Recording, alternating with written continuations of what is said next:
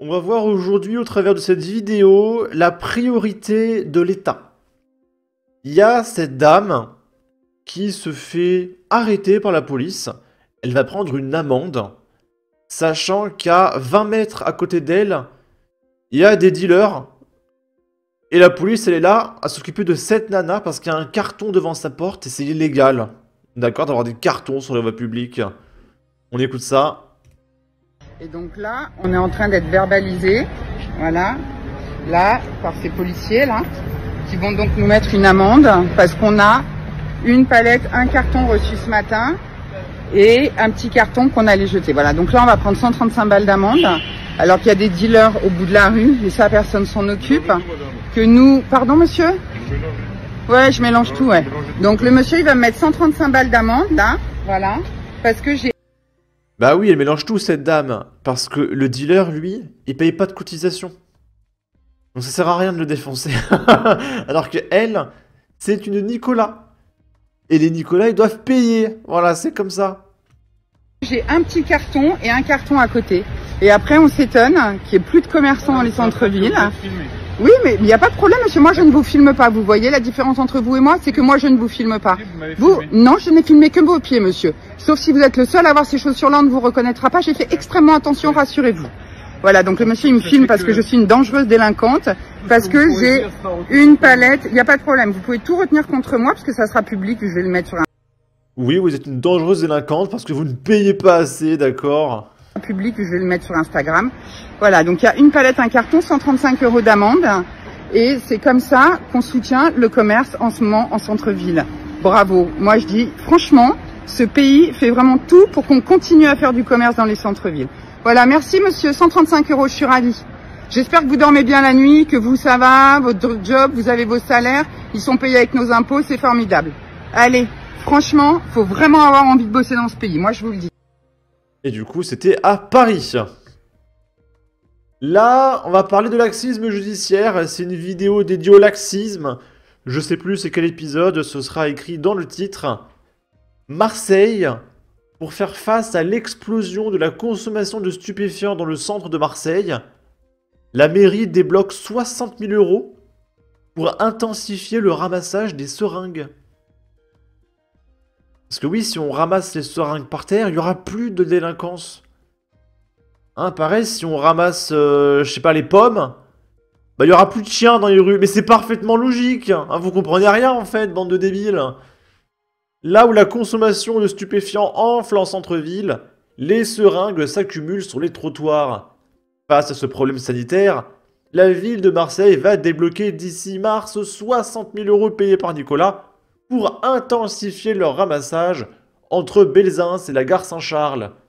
Il ne sera bientôt plus nécessaire de passer un coup de fil à Allo Mairie. C'est quoi, c'est un numéro vert hein à chaque fois que l'on voit des seringues usagées dans la rue ou dans les jardins de Marseille. Pour faire face à l'explosion de la consommation de stupéfiants dans le centre et la prolifération de déchets dangereux dans l'espace public, la ville transforme et renforce son système de ramassage de seringues et quadruple son budget dédié grâce à Nicolas. Là d'ailleurs on est à Saint-Nicolas, en Belgique, un apatride déjà condamné à 10 ans de prison et sous le coup de plusieurs obligations de quitter le territoire, manque de percuter un policier lors d'une course-poursuite. Le tribunal avait décidé de lui accorder un revenu d'intégration sociale, mais également des arriérés. Le mec est récompensé. Le parquet général a requis des peines de 31 mois de prison ferme à l'encontre de Gianni, un homme né au début des années 90, déjà condamné à 10 ans de prison ferme en 2013, et qui doit répondre d'avoir commis une rébellion armée et une entrave méchante à la circulation à Saint-Nicolas en août dernier, et de se retrouver en séjour illégal sur le territoire. La scène, lors de laquelle il a commis une course-poursuite, a contraint un policier de tirer dans la roue du véhicule qu'il conduisait pour éviter de se faire percuter. Monsieur Antoine Moreau, qui assure la défense du prévenu, a indiqué qu'il estimait que l'on ne pouvait pas faire condamner un apatride pour séjour illégal étant donné que la Belgique n'a pas le droit de l'expulser. Donc le mec est obligé de quitter le territoire, mais on peut pas l'obliger à l'expulser. C'est parfaitement logique, réfléchissez un petit peu. L'avocat a d'ailleurs souligné que le tribunal du travail avait décidé de lui accorder un droit au revenu d'insertion sociale, mais également des arriérés. Et du coup, en quelque sorte, c'est l'État qui est responsable, parce qu'ils lui ont pas donné assez d'argent, d'accord? Bon. Là, on est à Romans-sur-Isère, donc là où Thomas s'est fait planter.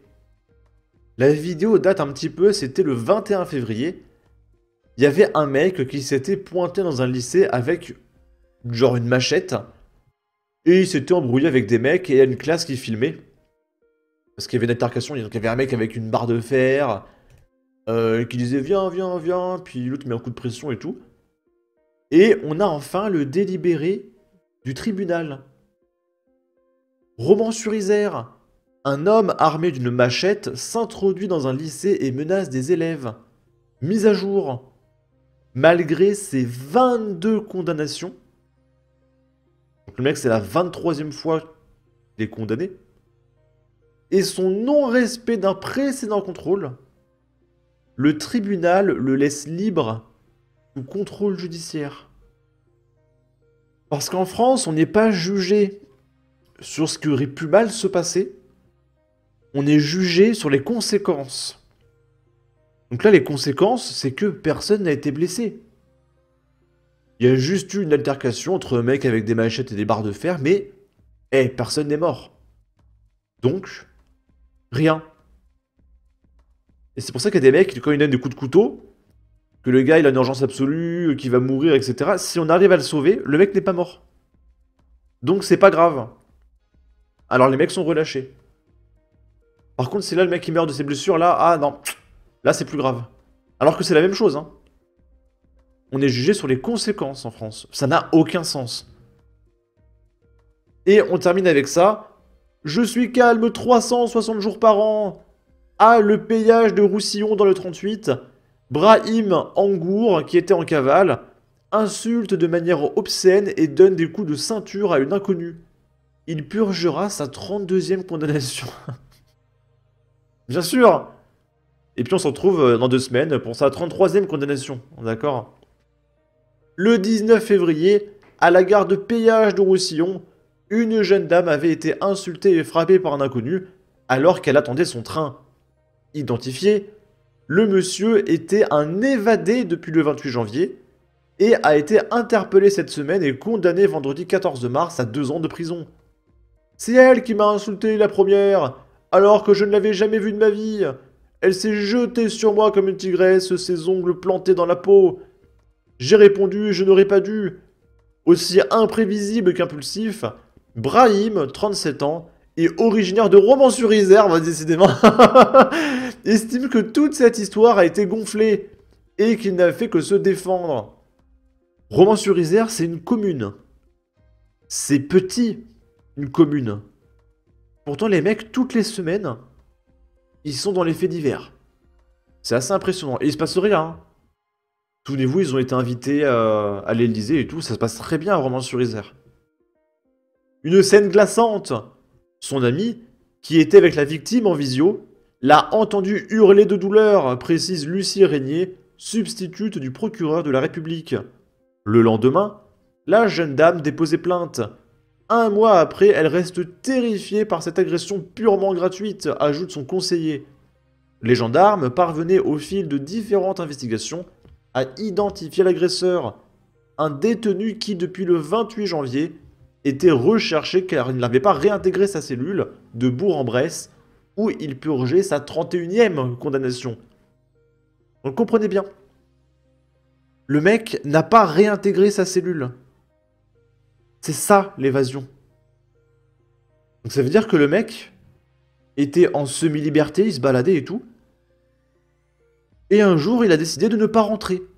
Il n'a pas réintégré sa cellule. Voilà, c'est ça l'évasion en France. Non, non, non, je rentre pas aujourd'hui, je fugue. Voilà, c'est ça Prison Break en France. Il y aurait eu Prison Break, version française. Ça aurait été un épisode de 5 minutes, hein. D'accord? J'aurais pas eu de quoi faire une saison, hein. Ça aurait été très compliqué. Bon. Sur ce, n'hésitez pas à donner votre avis, votre opinion, à partager, liker, commenter. Ça aidera au référencement de la vidéo sur YouTube. Abonnez-vous, suivez-moi sur Twitter. Prenez soin de vous. Salut!